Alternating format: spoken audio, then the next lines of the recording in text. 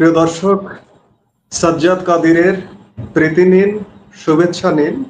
আজকে আমি একা কথা বলবো না, দ্বৈতভাবে কথা বলবো। আজকে আমাদের এই লাইভে যুক্ত হয়েছেন আমি তরুণ ঘোষ।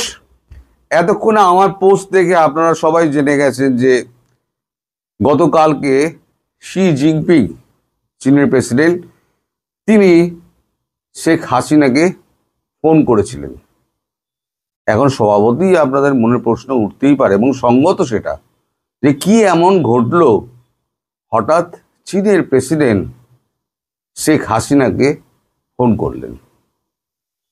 এর পেছনে অনেক আন্তর্জাতিক কূটনীতির ব্যাপার আছে। একটু সংক্ষেপে বলে নিই, তাহলে পরে ব্যাপারটা আপনাদের কাছে ক্লিয়ার হবে। সাম্প্রতিক যে অবস্থাগুলো ঘটেছে সেটা হচ্ছে বাংলাদেশের ওপর থেকে আমেরিকার সরে যাওয়া,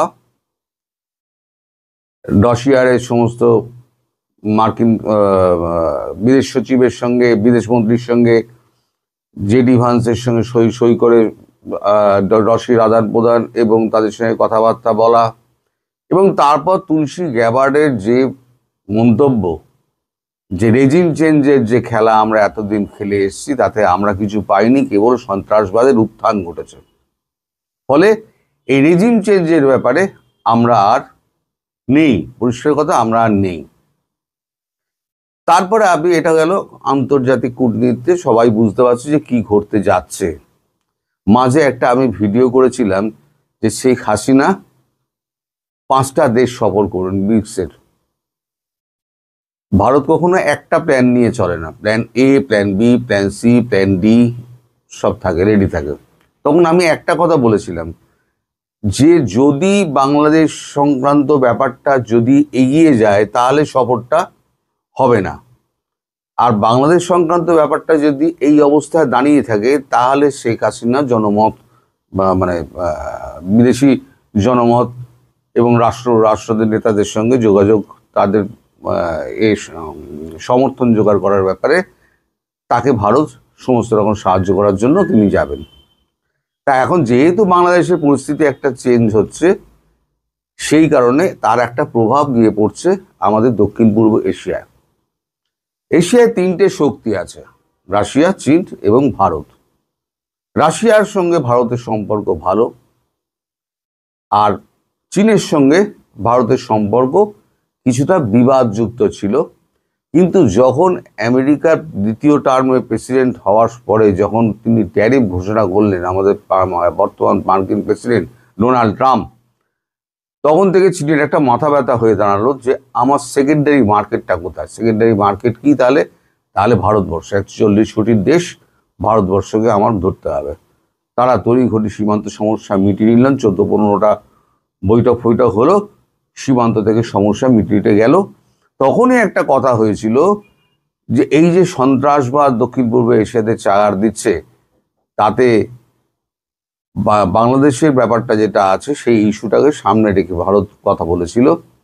তখন চীনও বলেছিল যে আমরা উইঘুর মুসলিমদের নিয়ে আমরাও কিন্তু ব্যতিব্যস্ত, আমরা কোনো রকম উইঘুর মুসলিমদের আমরা চেপে রেখে দিয়েছি, কিন্তু যদি সন্ত্রাসবাদের একটা অংশ এসে মুসলিম গ্রুপের সঙ্গে মেলে তাহলে পরে আমাদেরও সমস্যা আছে। ফলে দক্ষিণ পূর্ব এশিয়ায় সন্ত্রাসবাদ নিয়ন্ত্রণ, দাবিয়ে রাখা এবং শান্তি ও স্থিতিশীলতা বজায় রাখার জন্য শেখ হাসিনাকে প্রয়োজন, সেই ব্যাপারে 3 দেশ কিন্তু একমত হয়েছিল, রাশিয়া, চীন এবং ভারত। তারপর ব্যাকডোর চ্যানেলে কথাবার্তা হয়, কথাবার্তার সমস্ত কিছু এগোনোর পরেতে এবার আস্তে আস্তে যে পজিশনে যাচ্ছে, দেখুন সব দেশ কিন্তু সবার খবর রাখে। আমি হয়তো সাদা চোখে দেখতে পাই না, কিন্তু ভেতরে ভেতরে প্রত্যেকটা এজেন্সি প্রত্যেকটা দেশের ব্যাপারে খবর রাখে, কে কোথায় কি করছে। চীনের যে মিলিটারি সিক্রেট সার্ভিস এমএসএস সম্পর্কে খুব একটা শোনা যায় না, কিন্তু এমএসএস তাদের এত শক্তিশালী, তাদের সিক্রেট এজেন্সি, যে আপনি চীনে ঢোকা মাত্র আপনার যখন স্ট্যাম্পিংটা হলো সেখানে একটা আপনার সোনালি কালার, কি বলে, রূপালি কালারের একটা লেয়ার পড়ে যায়। তাহলে ওটা হচ্ছে আপনার একটা পড়ে যায় যেটা দিয়ে ওরা সমস্ত আপনি কোথায় যাচ্ছেন না যাচ্ছেন পুরোটা আপনার ওটাকে ডিভাইসের মতো কাজ করে। ওই যে স্ট্যাম্পটা, ওটা ডিভাইসের মতো কাজ করে। ওরা পুরো আপনার উপরে নজর রাখবে, পুরো আপনি কোথায় যাচ্ছেন। চীনে আপনি পা ধোয়া মাত্র, স্ট্যাম্পিং পড়া মাত্র আপনি জেনে গেলেন আপনি চীনের পুরো একদম চোখের ভেতরে রয়ে গেলেন। আপনি তার কম্পিউটারের বাইরে যেতে পারছেন না, তার স্যাটেলাইটের বাইরে যেতে পারছেন না। তো চীনও তখন বুঝতে পারছে যে ভারতবর্ষ ধীরে ধীরে কিন্তু বাংলাদেশের ব্যাপারে একটা শক্ত অবস্থান যেটা নিয়েছিল সেই জায়গায় ধীরে ধীরে এগোচ্ছে, এবং খুব শিগগিরই হয়তো প্রধানমন্ত্রী হিসেবেই তাকে গদিতে বসিয়ে দেবে। এবার চীনের মনে আছে যে শেষবার যখন প্রধানমন্ত্রী শেখ হাসিনা যখন চীনে গেছিলেন, তখন তিনি চীনের সঙ্গে ব্যবহার যেটা পেয়েছিলেন, তিনি একদিন আগেই মেয়ের শরীর খারাপ বলে তিনি ফিরে এসেছিলেন। তো চীনের সেই ব্যাপারটা কিন্তু চীনের মনে আছে। ফলে শেখ হাসিনা পরিবর্তিত হয়ে সরকার পরিবর্তিত হয়ে শেখ হাসিনা যখন সরকারে বসবেন, সেই সময়তে চীনের সঙ্গে যদি বিবাদটা থাকে, তাহলে চীন কিন্তু দক্ষিণ পূর্ব এশিয়া একটা বন্ধু হারাবে, একটা গুরুত্বপূর্ণ বন্ধু হারাবে। কারণ চীনের সেখানে নিবেশ আছে, অর্থনৈতিক নিবেশ রয়েছে। আর সন্ত্রাসবাদ চীন সর্বদা ভয় পায়, সবসময় ভয় পায়। চীন সবসময় সতর্ক থাকে ওই দিক দিয়ে যাতে কোনোভাবেই তার দেশে না ঢুকতে পারে। তখন থেকে একটা ব্যাকডোর চ্যানেলে যখন জয়শঙ্করজির সঙ্গে কথাবার্তা হয়, তখন জয়শঙ্করজি একদিন তাকে হয়তো কিছু বলেছিলেন। তাদের মধ্যে নিশ্চয়ই কোনো কথাবার্তা হয়েছিল। জয়শঙ্করজির সঙ্গে কথা হয়েছিল কার? জয়শঙ্করজির সঙ্গে কথা হয়েছিল চীনের যে বিদেশমন্ত্রী, তার সঙ্গে কথাবার্তা হয়েছিল। সেই বিদেশমন্ত্রী গিয়ে নিশ্চয়ই খবরটা বলেছে আমাদের একে। 1 মিনিট ধরুন।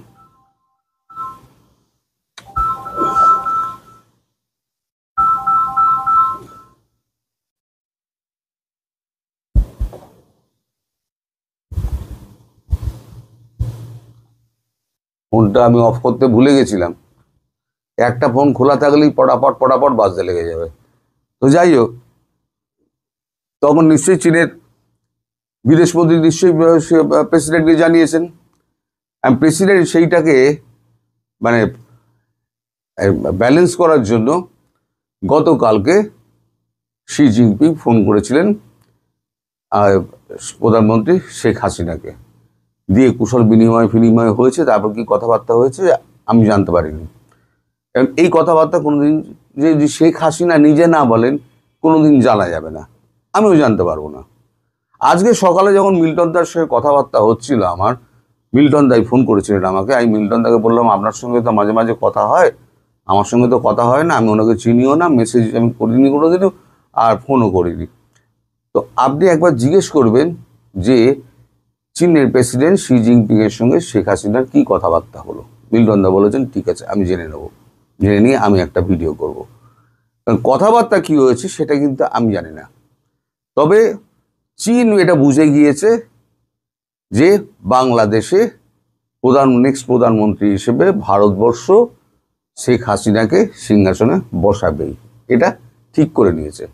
ফলে এই যে এখন পরিবর্তিত পরিস্থিতি যা তৈরি হয়েছে, এই পরিবর্তিত পরিস্থিতিতে এখন চীনের বাংলাদেশের সঙ্গে যিনি পরবর্তী বসছেন, মানে যিনি ক্ষমতায় বসবেন, তার সঙ্গে সখ্যতা বাড়ানো ছাড়া চীনের আর কোনো উপায় নেই। কারণ বাংলাদেশ ছোট রাষ্ট্র হলেও সেটা একটা বাজার আছে। চীনের এখন বাজার দরকার। তার যেমন রাশিয়ার বাজার দরকার, ভারতের বাজার দরকার, তেমনি বাংলাদেশেরও বাজার দরকার। আমেরিকার সঙ্গে কি হবে না হবে, আমেরিকার প্রেসিডেন্ট তিনি কি বলবেন কখন, তার উপরে কেউ বিশ্বাস করে না, তার উপরে খুব একটা আস্থা নেই। তিনি সমস্ত পৃথিবীর মানুষের এবং দেশের আস্থা তিনি হারিয়ে ফেলেছেন। যে ট্রাস্ট যেটাকে বলে সেটা উনি হারিয়ে ফেলেছেন। ফলে তার কথাতে আর কেউ বিশ্বাস করছে না।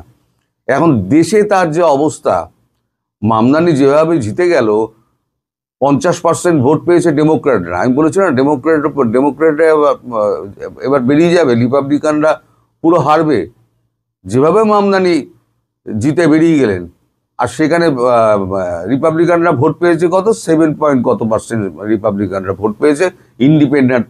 ইন্ডিপেন্ডেন্ট যারা আছে তারা 43% মতো ভোট নিয়ে বেরিয়ে গেছে, 42 সামথিং ভোট নিয়ে বেরিয়ে গেছে। ফলে এই হচ্ছে ট্রাম্প রিপাবলিকানদের এই জায়গায় ফেলে দিয়েছে। রিপাবলিকানদের আগামী 3-4 টার্মের মধ্যে আসার কোনো রকম চান্স আর নেই। ফলে এবার বুঝে গিয়েছে, চীনও বুঝে গিয়েছে, রাশিয়া বুঝে গিয়েছে, কোনো রকমে এই 2.5 বছর আমি কাটিয়ে দিতে পারলে আমরা সেফ। কারণ পরবর্তী কোনো যে আসবে প্রেসিডেন্ট, সে ডেমোক্রেট প্রেসিডেন্ট আসবে, এবং আমেরিকা কংগ্রেস তাদের নীতি বদলে ফেলেছে ওই রেজিম চেঞ্জের নীতিতে। সে এবার যেই নীতি হচ্ছে সব, মানে রাজা বদলাবে কিন্তু নীতি তো বদলাবে না, নীতি তো একই থেকে যাবে। ফলে এখন এই বাংলাদেশে পরিবর্তিত পরিস্থিতিতে এখন শেখ হাসিনা খুব প্রাসঙ্গিক হয়ে উঠেছেন। শেখ হাসিনা প্রাসঙ্গিক হওয়াতে এখন শেখ হাসিনার সঙ্গে যোগাযোগটা সব দেশই বাড়িয়ে চলেছেন। এখন আমি তো বহুদিন আগেই বলে দিয়েছি যে একদম খোলা ছুট দিয়ে দিয়েছে ভারতবর্ষ। আপনি যেখানে যা কথা বলার, ইন্টারভিউ দেওয়ার, আপনি ভিডিও কনফারেন্স, আপনি আপনার যা মনে হয় আপনি তাই করবেন। ভারতবর্ষ আপনাকে কখনো করবে না। আর ইউনূসও আপনাদের ভারতবর্ষ এসে মোদিজির কাছে বলেছিলেন যে ওনাকে বাংলাদেশ সম্পর্কে কোনো মন্তব্য করতে বারণ করুন। মোদিজি পরিষ্কার বলে দিয়েছিলেন যে এটা আমাদের দেশে সম্ভব নয়, আমরা এটা করতে পারবো না। ফলে এখন শি জিনপিং এর সঙ্গে যে কথাটা হয়েছে, কি কথা হয়েছে, সেটা কিন্তু শেখ হাসিনা না বলা পর্যন্ত, এই শেখ হাসিনা একমাত্র বলেন, তাহলেই জানা যাবে যে শেখ হাসিনার সঙ্গে চীনের প্রেসিডেন্ট শি জিনপিং এর কি কথা হয়েছে। আমি আপনাকে 2-4টে কথা বলে দিতেই পারি, কিন্তু সেটা হবে ডাহা মিথ্যে কথা।